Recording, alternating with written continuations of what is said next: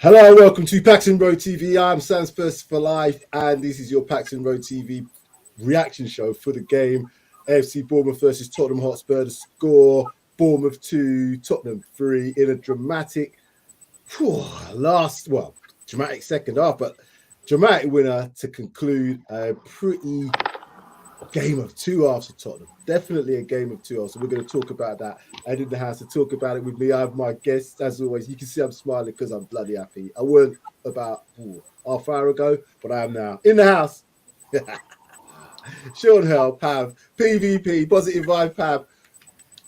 Well done, the Spurs. Well done, the Spurs. That's all I can say first. That I've got to give them a round of applause. I was cursing. I was, you know what I mean? I'm here with my partner. We're just talking, and I'm saying, "Oh, geez, no. It's just have faith." I should have had faith. Well done, Tottenham. That's what they had to do. They had to dig out a result today. Obviously, with Manchester City win, I know we're not looking at Manchester City in the same way. We just got to make sure we win our games. But to dig it out after what we went through, the heartache of the game on Wednesday, you know what I mean? Not being at Tuesday, should I say? It was Wednesday, wasn't it? No, I'm getting all my days mixed up. Just that whole disappointment and having to get the players up for a game away from home against the Cherries team that, you know, although they haven't really done that much, they can play a bit of football. And at home, definitely, I always thought it was going to be a tough game. And we went and done it. Pav, talk to me about the game. How did you feel first half to second half? Because it was definitely a game of two halves. I was ready to throw stones at the TV at one point in that first half. It was awful. Some of the defending down that right-hand side with Emerson and Sanchez, and what was going on for their first goal, I'd never know. But yeah, talk to me. How are you feeling? Oh, two completely different halves. Like first half, and then when Bournemouth scored, I was in shock. I was like, oh my God, no, this is not going to go in our favour. And just the way that we were playing, it's like we were giving them the lead. Like, yeah, Bournemouth, have the ball. You can do whatever you want with it. And it was just so bad, right? And I just didn't want to watch it. And then the second half, I was like, okay, Conte needs to make some changes. He brings on Mora. And I'm like, okay, we still got Royale there. And then we've got Sanchez. Okay, let's see how this goes. And then we got the goal. Seth scored. And I was like, okay. And he was about to come off as well. Yeah. And then afterwards, the next goal came. And I was very happy with that. But definitely different mentality going into the second half. But the sad thing is, and I don't know if I should say it now, maybe I should just... do you know what? I'll keep it till later. But yeah, that's my take on it. Yeah. Mr. Hell, I know that it was a game where, just judging by the WhatsApp group, I tried to stay off it, but just judging by how that WhatsApp group was going from that first half to second half, complete transformation from Spurs. What do you put it down to? Firstly, talking about how you feel about the result, the way the team played, and then what it means going forward in this season now from this point. Well, it was certainly eventful.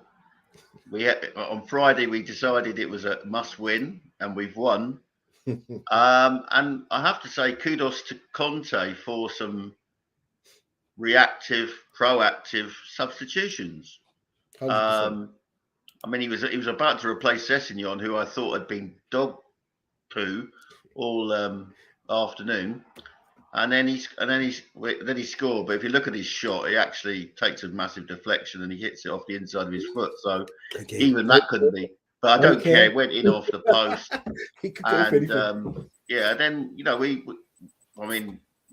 And then the master stroke was actually bringing on Bentancur. He just gave us a modicum of control that we just didn't have with Basuma, and that's not to dismiss Basuma. I thought Basuma was generally okay, but it just wasn't. There wasn't the control that he had. Apologies if my sound's so good. My microphone seems to have just given up, and my. Whilst you're sorting that out, welcome to the stream. I'll go and sort it out. Yeah. We can hear you. We can hear you. Just sort it out. Where the man below, he's here. It's the Mr. Move him upstairs. Okay, sir. There, he's upstairs. How you doing, mate? Welcome from Lancashire, the home of the original Lily Whites. How are we all? Yes. Whilst you lot talk about the game, I'm just trying to get the stats up. So, Sid, talk to me as your emotions, because mine went all places today. They went all over the place. I was cursing Sanchez and Emerson Royal in that back too. I was thinking, no, what's going on here? What I see him sliding across is, why didn't you just stay with your man for that first goal? Why are you getting sliding across? There was 2 men there. I know you're trying to help out, but these are the things. And I'm thinking, oh my God, how can they get a second goal? This team is going to be deflated. I thought that was going to take the whole wind out of their sail. I thought second half, got up, and then we started all right, and then it kind of dropped again, and then we seemed to claw it back. But yeah, talk to me about how you feel. When I saw that team, I thought, oh no. When I saw Sanchez, when I saw Emerson Royal, no Dyer, no Romero, I thought, here we go. This is going to be embarrassing. And then that first goal, 3 centre-backs all disappeared. I don't know what Sanchez was doing down the middle. And then your left wing-back is nowhere to be seen. So, Kiefer Moore's, he's got the whole goal at him, hasn't he? Shocking. And then every time they attacked us, that first half, man, it looked like they were going to break us open every single time. Because our defence is, I'm not going to lie, mate, when Dyer and Romero don't play, shocking. Absolutely. I think down that right-hand side, when I saw what Sanchez would do, because Emerson don't really help him out. No. They don't help each other out on that side. I don't know if it's communication. I don't know what it is. But they just don't seem to be able to work together well, because they were all over the place. And that makes everybody else drag themselves out. Because once Sanchez goes out of position, it means Longlet has to come out of position. Ben Davies is and then it brings all the shape out. It's such a rigid shape when you play that 3 at the back, and you've got to play it right. So even if players are moving around you, you've got to stay rigid, or you communicate, right? You stay, you go, or tell your midfielders, come back. The communication was just dreadful. Mate, do you know what? When you've got that kind of defense, and then you've got another 2 defenders, stroke 3 in front of them, you're playing Bournemouth and you're trying to defend with players that can't defend. Shocking. You know what I mean? It's just, I don't know. I've been on Twitter throughout, and people are going Conte out, and all this. It's the players. Conte cannot do something without the players. It's like you going into any big company or whatever with people that don't want to work, people that don't provide you the targets, right? You might be the best in the world at it, but if you've got a team of players or a team of whatever, not wanting to do the work, or not willing to do the work, or are crap at network, then what are you going to do? You know what I mean? So you've got to get rid. And how Emerson Royal is still at this club, and if he's still at this club in January, oh my God, questions need to be asked, because, boy, that guy, everyone keeps saying it. He's not Brazilian, man. I need to check his identity and his passport. It's scary. Shocking. It's scary what the things he's done. Pav, talk to me about some of the players in that defense, when in that first half particularly, because I was fearful that we were going to take a bit of a hiding. I don't get me wrong. When I saw the 2-0, I thought, hold on, these are either going to just give it up like the old days of Tottenham, or they're going to be unlucky and not come back, and then they might score again off the counter attack. That's the way I felt. But talk to me about what changed from that first half to the second half. I know obviously the subs, but what, from your opinion, what was the main changes? Oh, mate, it's the players. Just flipping first half was shocking with Royale and just flipping Sanchez, and then do you know what? I don't like Davis. As much as I hate to say it, I don't like him at all either.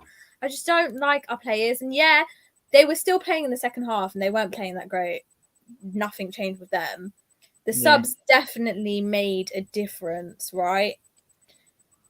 But it's them having to rely on other people when they're not doing their job. And this is what I was going to say earlier, was that I hate that, and it's upsetting to see that we have to be relying on Bentancur, Dyer, those sorts of players for these sorts of games. We shouldn't have to rely on these players when we're playing for the likes of Bournemouth. Can you see that? Because Bentancur has played all the time and he needed that bit of rest. What he did today when he came on, because of that bit of rest that he's had, even playing not a half, it's some of the he was nutmegging people for fun at one point, and then he was keeping the ball, and then obviously with the winner, you know what I mean? So you got to think we just needed to probably make them changes, but some of them other players have got to step up surely. But this is why we need rotation. Conte needs to do this whole rotation business, but he's not doing it enough, and he just needs to do it. Yeah. We've talked about it before, innit, Sid, about the rotation thing. Yeah. But the thing is, and today's proved it, he had to rest the players, right? Because Tuesday is very, very important. Yeah. But he can't afford to rest the players because of that shite that comes out of performances that we play. Yeah. So he has to bring them on. So he's damned if he does, and he's damned if he doesn't. Technically, I don't think he wanted to rest the players, but he was forced. His hand was forced. And then he was thinking at half time, oh my God, I've forced to make some players, rest the players. Fans wanted that because they keep telling me I don't do it, blah, blah, blah. And now he's done it. Now they want me sacked. They want Conte out. So he's damned if he does, and he's damned if he doesn't. He is, and that's exactly the point, Sid. He's damned if he does in this situation, because we've all cried. I certainly have said, throw caution to the wind. Go for it. And sometimes he's made substitutions where it's kind of like, we're trying to win the game here, and you're putting on him. And that's he didn't do that today. You know what I mean? He took off defending when in the Ryan Sessegnon brought on Brian Hill. Do you know what I mean? This is going for it. He took off one of the central defenders, and I think Perisic came on, didn't he? It was like we were bringing on players to win the game, and I thought, that's a balance of a bit of defensive quality, because you know Perisic can defend, and even Brian Hill, I like his tenaciousness. He really was like just getting stuck in, and I think he made a difference. But Bentancur, man, that player is Rolls Royce quality, definitely. The finish. How casual was that finish? Man knew exactly, and he found that gap, and he knew that ball is going in the back of the net.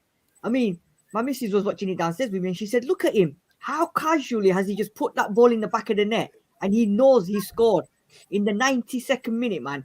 You know what? You give him a Cadbury's caramel, like I keep telling you, he'd be taking it as easy as that, man. That was just that guy. Juventus now must be thinking, "What the hell have we done?" Getting rid of this guy. Do you know what? Sometimes it's managers, sometimes it's players, just a new challenge. There's a lot of reasons why some players don't do well at some places, but he's probably always had that talent. I think that's always been the case. But what I'm seeing now from him particularly in a two-man midfield, he's a guaranteed now, for me, a guaranteed start. If he's got no injury worries and he's fit in terms of his energy levels, he's got to be one of the first names on the sheet. Sean, what did you think of the team selection today when you saw it firstly? Well, I was, to put it mild, there was a wee bit concerned. I mean, when you see Sanchez and Royale lining up on the right-hand side of our defence, it's not the most inspiring of choices. But I can understand, why Conte did it. He now definitely wants to, concentrate on Tuesday night. He hoped he would get away with it with a team that had a couple of back-to-back defeats. But, we got pulled apart in that first half in particular. Not to say that necessarily Royale and Sanchez were being targeted. In fact, they seemed to get through our defence porously. For me, the standout performance in defence was Longley. I think he looks much better in the centre of defence than anyone else at that role. I think I've called for it. I'm going to take that one. I think I've called for that a few times. Sorry, Sean. I'm just saying. So I'm just hoping that that's been noted. I think it's we for once Conte uses substitutes well. This time Sessegnon didn't appear so bad at inverted fullback, in fact, which was good. It's the victory at grabbing a victory out of the jaws of defeat is always good. Always good. And this is what did you see the non-celebration from Conte? Yeah. Do you know that he went down the tunnel. He walked off. He came back out, but he came walked off back out, initially. But he missed. I think he missed the goal, didn't he? And then he come back out. No, he was after the goal went in. Was it after the goal? Yeah, it was after the goal. He went down the tunnel. So he went down the tunnel, and then he came back out for the last couple of minutes in it. But I don't know what that. I kind of felt it was a bit strange because you could see he's almost like he controlled it. He was going to celebrate, and then he went, and then he walked off. So it's like, to me, that was definitely a conscious thing that he did, and I'm not sure why. I don't know if it was just a disappointment of what he'd seen in the first half, whether it's like almost to say to us, there you go, this is why these players don't play all the time. It was a combination of so many things in his body language when he done that, because Conte's a man of passion. He works off passion, and all the players, they reacted in the same way I guess we did watching that game. It was like, he just went and walked off. What did you make of that? Post-match, I thought Conte was much more enthusiastic. Okay. He was on the pitch with the players. I see him and Hojbjerg have a particularly strong embrace. Yeah, I mean, it was, it was an arrest in what's been a disappointing run of results, and thankfully we've got 3 points. It was looking pretty desperate at half time, but particularly 5 minutes after half time when we were 2 down. But yeah, there's lots of things to know. I think Skip is still a work in progress. Yeah. I don't think it was he disgraced himself, but he was obviously feeling his way back into the game. He's not played for a long time though, really. Yeah. A long time. I think Basuma was it was a natural replacement to put Bentancur in there. But I'm more than happy tonight. We're taking 3 points. Yep. We've put we've kept our place in the top 4. And results have been generally okay for us today, I think. Yeah. So again, looking at the games that we've got, obviously Marseille's being the next big fixture. I think up until this World Cup, they're massive fixtures for us. These next 3 games, Marseille, then that test at Liverpool, then I think we've got Forest as well, haven't we? In the cup, there's a cup game with Forest, and then it's Leeds is the last Premier League game before the World Cup. So there's 4 games to go, in a sense. What do you want to see now? Sid, I'll ask you, what do you want to see now from these players up until that point? Because it's 4 games, all winnable games, I would say. Obviously, the Liverpool game is going to be tough. The Marseille game is going to be tough. They're all going to be tough. But if you've got 2 home games in there, you have got an away game in Marseille, and I know you've got the away game as well in the cup. But what do you want to see from these players now? I want to see them now literally think to themselves, we need to be fearing for our place at Tottenham Hotspur Football Club. Yeah, because we've got 4 games, right, to try and show Conte and Spurs that I want to be at Tottenham Hotspur Football Club. I can play for Tottenham Hotspur Football Club, and I'm committed to Tottenham Hotspur Football Club. Otherwise, come January, get the fuck out of the club, because do you know what? Conte ain't going to take this crap. The fans ain't going to take this crap week in, week out. And he's not half, but if some of these players don't up themselves between now and the next 4 games before the World Cup break, then that period, if they're not at the World Cup, they need to be putting in some freaking graft, yeah, to get fully fit. Because up until now, we can tolerate it. We've just about tolerated it because they're giving people heart attacks here, man. The way they're playing and some of the performances. It's not funny at times. I mean, if they can't get themselves up, and come January, the problem is going to be getting rid of some of these players, because who will want to buy some of these players? That is the biggest problem. However, we've been told Conte needs to sell to buy. However, does Conte then turn around and say, well, do you know what? I ain't going to, there's a no sale or return on these people, right? So just put them in the corner, get them out, and I need money to buy new players. But them next 4 games are massive. Like you said, they're all winnable games, but I think a lot of Spurs fans now will be thinking, I'm going to go into these games now expecting the unexpected, because you don't know what to expect with this lot now. You just don't know. Again, Kane was quiet today.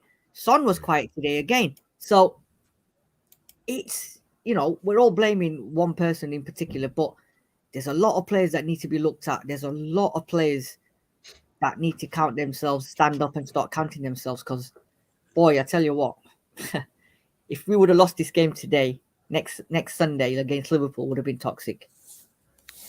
Pav, what do you think about these like some fans calling for Conte out? What's your opinion on him? I think it's ridiculous. I don't think we should be blaming Conte. Conte's a world-class manager. Come off it. I think we need to take a look at our players and say to ourselves, right, January window and summer transfer window, we need to get in the players. And also play as a flipping team. I'm sorry, but the communication as a team for Spurs is ridiculous. There's no communication there. If you're not understanding each other and playing as a team, of course we're going to have horrible performances, right? It's not happening. So no, Conte out, the whole rubbish. No, I disagree with it completely. I'm not sure where do you go if that was to be the case? In theory, if that was to be the case, where would we go as a team to attract any big manager? We just see everyone's saying Poch, bring Poch back. No way. I'm sorry. I love Poch. Don't get me wrong, right? But no, not bringing him back now at this time. No. Let me share the stats because I said I need to get off by 5:30 today, so it's going to be a little bit less of a longer one today. But it's good because we won. Because had we lost, this would have had to have been a bloody real big one. But anyway, I haven't seen the stats myself, so I'm just having a look at them first time now. Percentage, I haven't put the score. Should have put 2, obviously 3. That's the most important stat that should be up there. And you're on mute, Sean. You're on mute. That's the most important stat. I'll put it on there afterwards. It's not 10-10. It's not Roman numerals, people. It's me. 31% possession to them, 69 to us. They had 6 shots. We had 23 shots. And I think most of them came in the second half. 4 shots on target to them, 7 on target to us. Corners 2. I think we had 20 corners in the end. It says 19 there. 10 fouls to 5 fouls. Whew. Sean, did that tell the whole story of the game? If you look at that, you'd think, obviously I'm going to get the score up, but does that tell the whole story of the game? Not really, because, it's a lot of our, where we went into the lead in those stats is in the second half, It's not it's not something that can be said to be happening across the 2 halves of the game, It was definitely, we upped our game in the second half, much like we did on Wednesday. It was quite interesting. There was some. I was watching the Leicester Man City game earlier today, and they talked about how Rodgers had planned for like a 20-minute game towards the end, and they were 1-0 down. And that was when they actually started to create chances and put City under pressure, and nearly nicked a point out of the game. And I think it seems to be kind of the way that Conte's thinking, is that we can't dominate for 90 minutes. We need strong periods. The trouble is that if you don't start that well, you allow a team who's as well organised as Bournemouth were to take a modicum of control, and they certainly did in the first half. They ran out of steam though. Our fitness did tell in this game because you could see that after, obviously goals make a difference had they been able to hold out, but as soon as that one went in and then the second one went in, there was the old saying, only one winner in that game. Yeah, definitely. I mean, we were by far the only team really going for it. I mean, I think Lloris could have, had his hammock slung between the posts in the second half. The things that the lack of things that he had to do. And good for him today. He made a couple of good saves in the first half, which kept it down. But yeah, I think just you take the 3 points and you get out of Dodge. I mean, fair play to our fans for sticking with it and cheering them on. You could hear them loud on the TV. Yeah, them away fans are always good like that. Yeah, good, yeah. Pav, looking at them stats, again, it looks like Spurs dominated that game, and to a degree, you could say we did second half. It worries me, though, that it almost takes desperation, because this was a desperate performance in terms of getting this result. Conte doesn't usually make those type of substitutions. And what I mean by that is he literally took off defenders and threw Gillon when he already had more on the pitch as well. You know, he took off. Was it Sanchez? Perisic goes on. You know, Sessegnon comes off. Gil. You know what I mean? So all these sort of things shows me that he was like, we have to win it. And I think had we got the draw, I'm not sure what he's meant to. I don't know what he would have.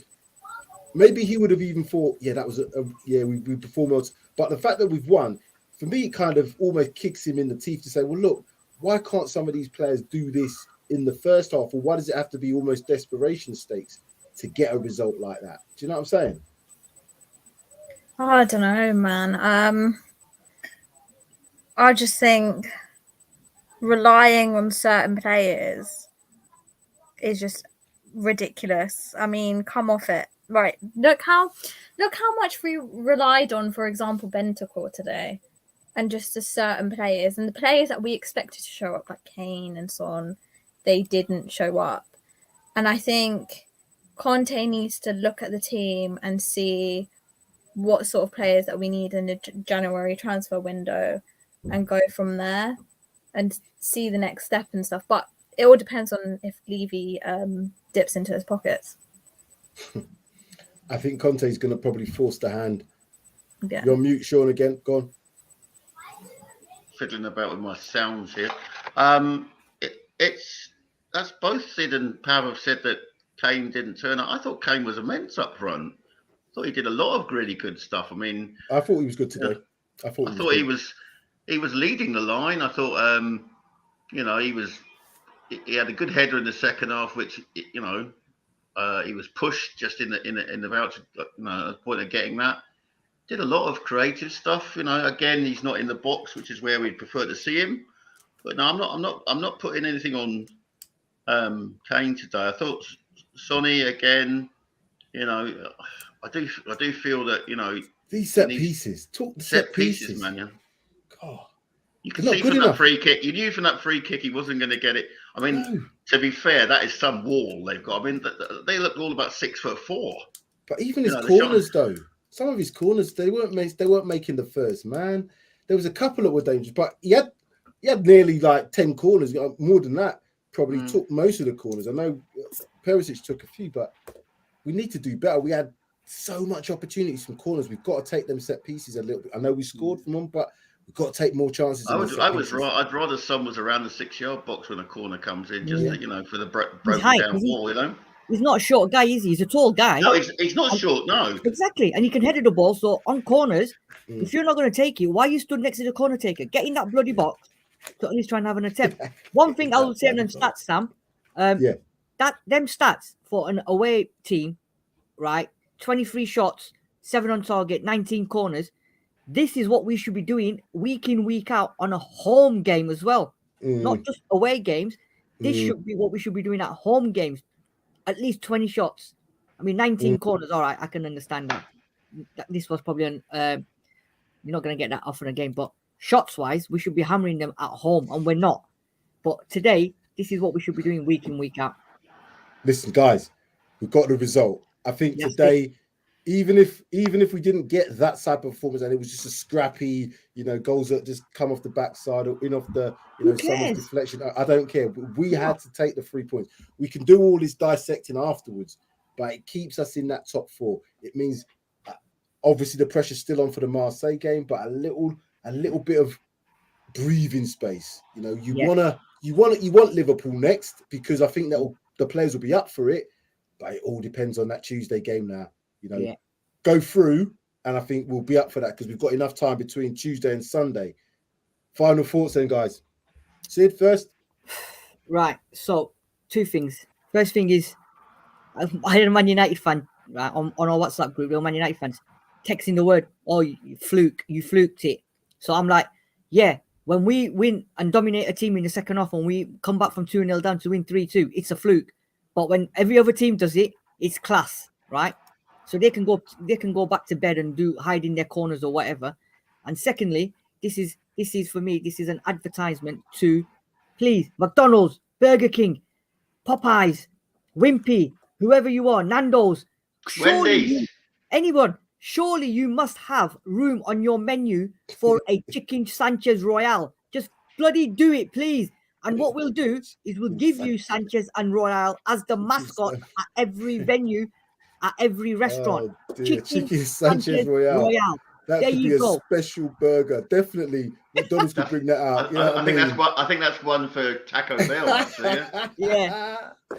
And it's guaranteed to spill out. Like it's guaranteed to spill out all everywhere. I got so scared.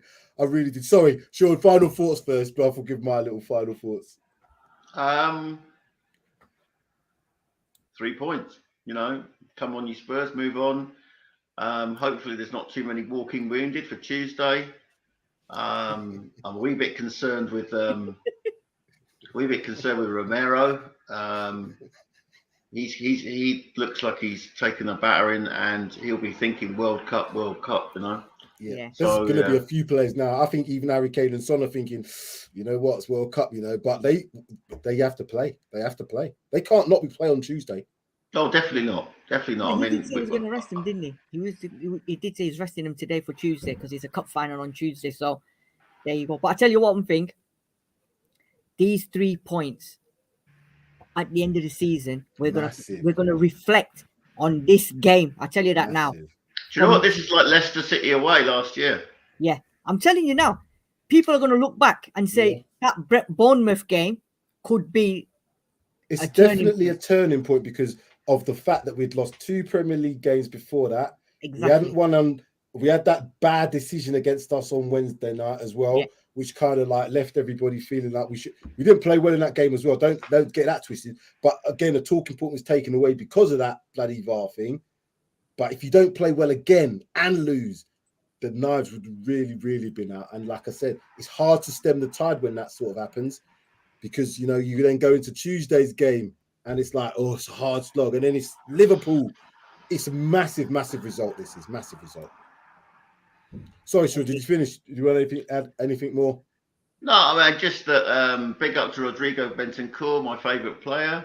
Every week he justifies me getting his name and number on the back of the shirt I got from Thailand. Yes, I'm looking forward to Tuesday now. Yeah. Just have a quick look at the league before we go. Because I don't know all the results, but obviously Newcastle won today as well. Chelsea lost. Ooh, that done a favour then. That's nice. Chelsea got battered, should I say. Absolute battered by Brighton. That's nice. That's nice. But anyway, let me just say, Manchester City top, 12 games played, 29 points. Arsenal, 11 games played, 28 points. Play Nottingham Forest tomorrow. That result, 13 games played now for us. But look at that. That little bit here, it stemmed this. This is what I'm saying. 3 games on a trot.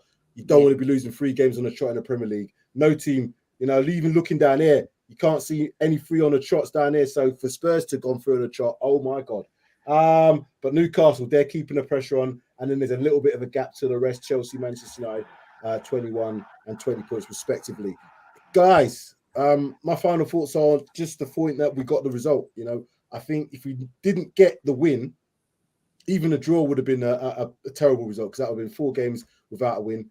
And going into the Marseille game, that tiredness would have gone into that. You can see, obviously, the adrenaline of that euphoria of winning that last minute get today.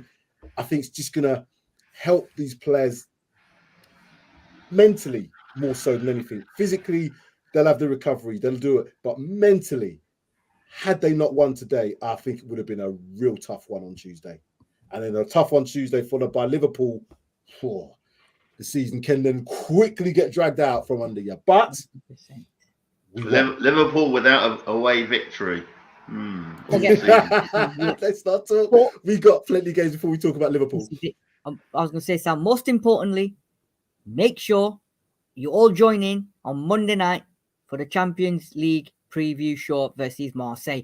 Very, very important game. So come and join us. Hopefully the 2 guys here will be with me as we take you through the game. We're going to postpone. I think we'll do talking points maybe Wednesday then, because I think we've got to concentrate on this Marseille game. It's a bigger thing. It's a bigger thing than talking points. This Marseille preview is going to have to be because we need to talk about the team, because I have a little bit of concern about the front 2, if I'm honest with you, because if they play Tuesday, they fucking will have to play on Sunday against Liverpool. So, it'll be a good one on Monday. It'll be a good one. Cool. Sean, Sid, thank you very much. It's always better to come off and come into these when you've won. We have our therapy when we lose. It's a little bit better therapy when you win. We still got things to fix. Don't get it wrong. There's still a lot that needs to happen at Spurs for us to get the team playing to the way we want them. But whilst they're getting results, gentlemen, let's take the results. Make sure you like this stream and hit the subscribe button if you're new to the channel as well. Look out for us, as Sid has said. We've got Jodi tomorrow as well for the ratings for this show. Then we've got a preview and the reaction shows coming for the Marseille game. Champions League decider for that group where anybody could finish top and anybody could finish bottom. What? That's not nice. That's not nice. Not nice at all. Okay, gents, that's it. Catch up with you. As always, it's been a pleasure. Okay, mate.